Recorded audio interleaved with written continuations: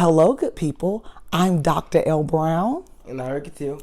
And today we're going to talk about a characteristic of autism called Pica. Well, Pica, oh, okay. So pica is actually a habit of eating things that are not food related, such as like it can be random objects around the house. It can even be things that are not in the house. He's absolutely right. Pica is the appetite for things that are non-food.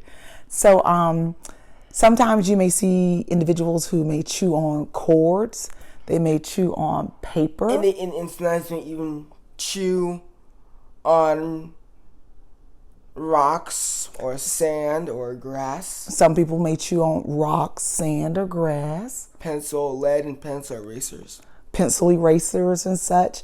And it's one of those things where don't really know why it occurs, but it is something that happens. One of the things that at first I thought it was like an oral stimulation that he needed, because when he was younger, I attributed it to maybe like teething or teeth growing in. I didn't really know what was going on, but then I would notice where I would say, well, what do you have in your mouth?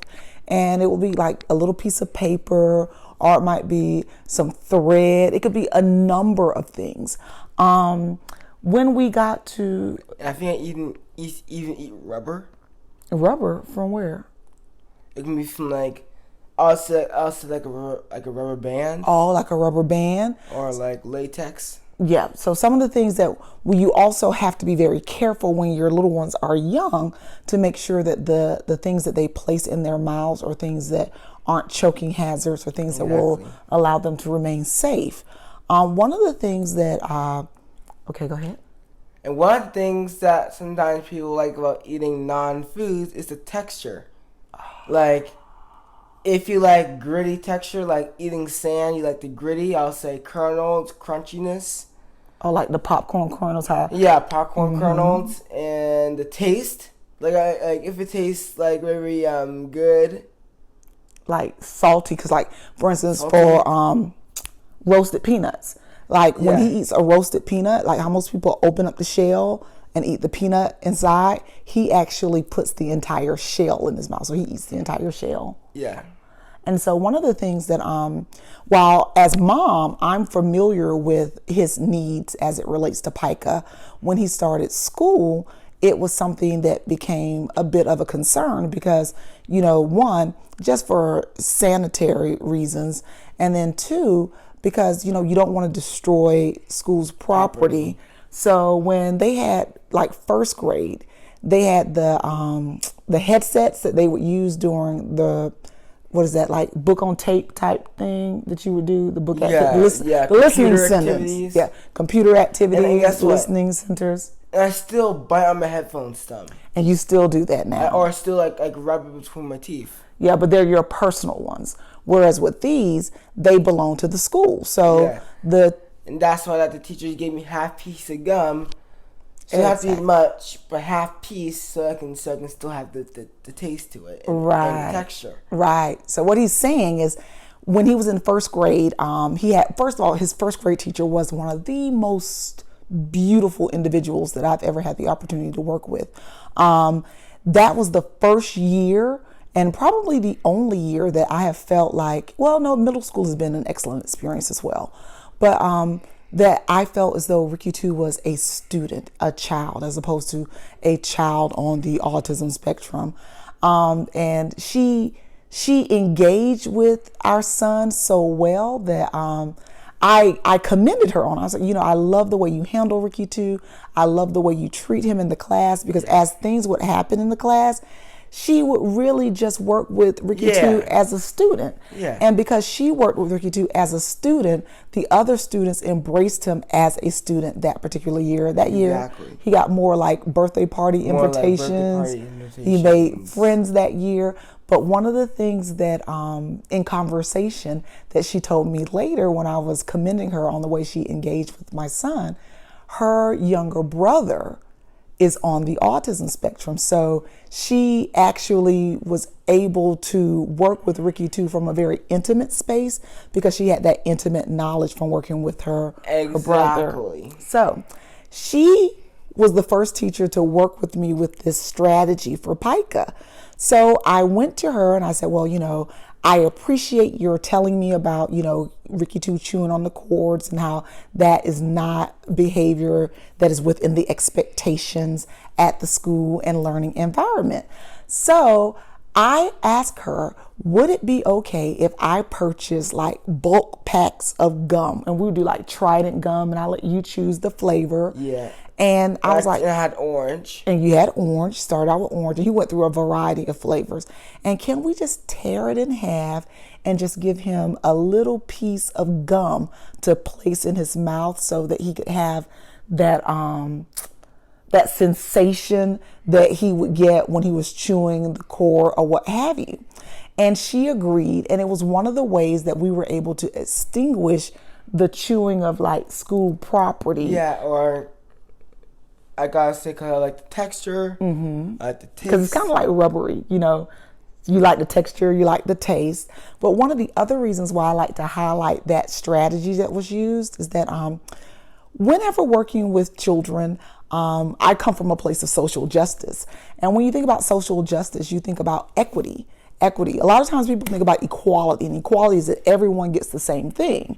Whereas equity is that everyone gets what they need. I actually have a question. Sure.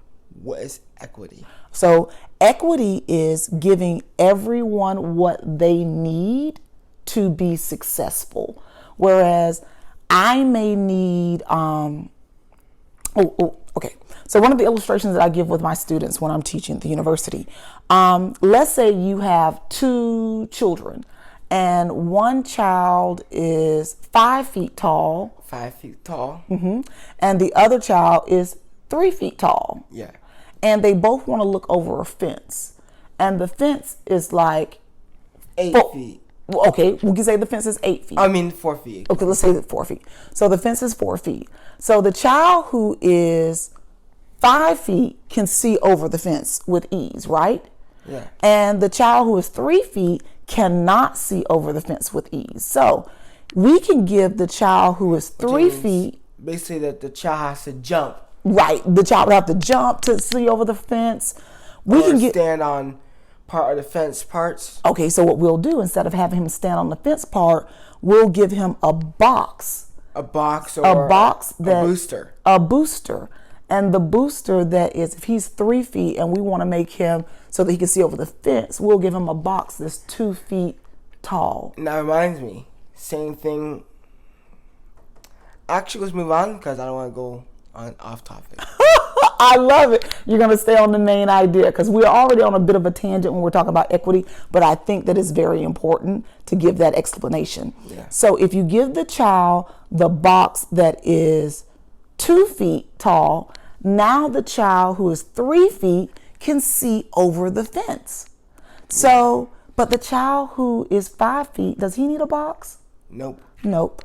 So instead of saying every child gets a box that's 2 feet tall or no one gets a box at all, we give the child who needs a box the 2 feet so that he can be able to see over the fence as well. With reaching the taps on a sink. Yeah, so if you need a booster to reach the tap on the sink. So essentially, equity is giving everyone what they need to succeed, even though it mightn't be what someone else needs or someone else may not need anything at all. So rather than giving everyone a 2 feet box, you're just going to give the person who needs a 2 feet box the 2 feet box. Yeah. So when I say that your first grade teacher employed equity, there's a rule in school that says no gum allowed in school.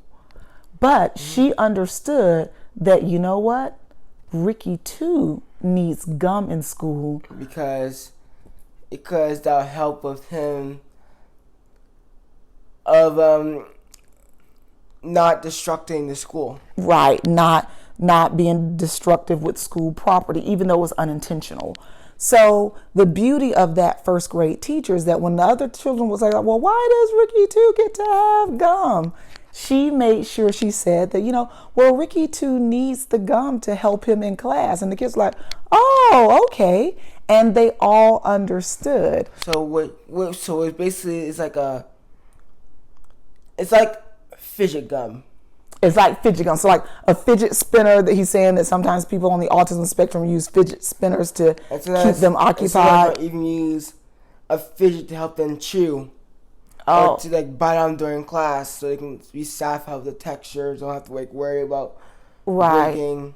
So you're getting that thing that you need, and that then allows you to focus on instruction. So with that, getting back to Pica, if you have a child who is on the autism spectrum and you notice that they are putting like pieces of paper towel, tissues, or they may be, taking a book cover or tearing a piece of paper and putting it in their mouth, don't be like, hey, get that out of your mouth.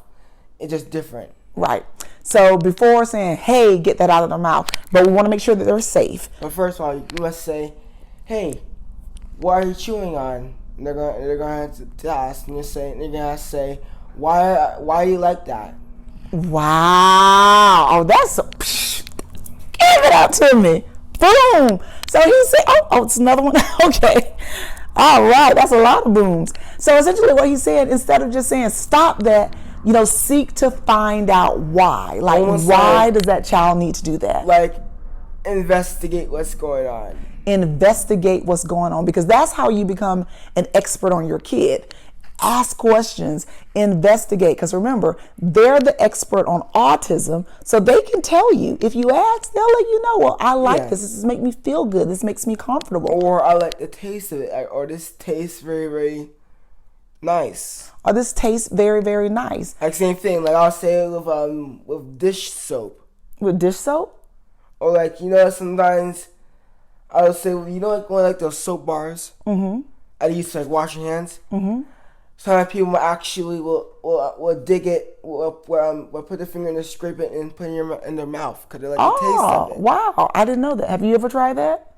Yeah, I do that multiple times. Oh, brain just expanded. I learned something new. So again, pica is a very real characteristic, and it is the appetite for non-food items. Again, you want to ensure safety, but with that also, take time to ask your child, why? Why? What does that do for you? Help mommy, help daddy, help caregiver understand. Like, don't be aggressive over it. I want you to just investigate. Why are they eating that certain object? And tell them, how does that make you feel? And if you want, just even ask them, what does it taste like to you? Oh, so what does soap taste like? It tastes it tastes very spicy, as well as has a very nice taste to it. Interesting. I won't be trying it, but I'll take your word for it. Okay. All right. Well, that's all I have. Do you have anything else? I think we're good. I think we're good. So I hope some of this information was useful to you, from our family to your family. Have a wonderful day, and bye.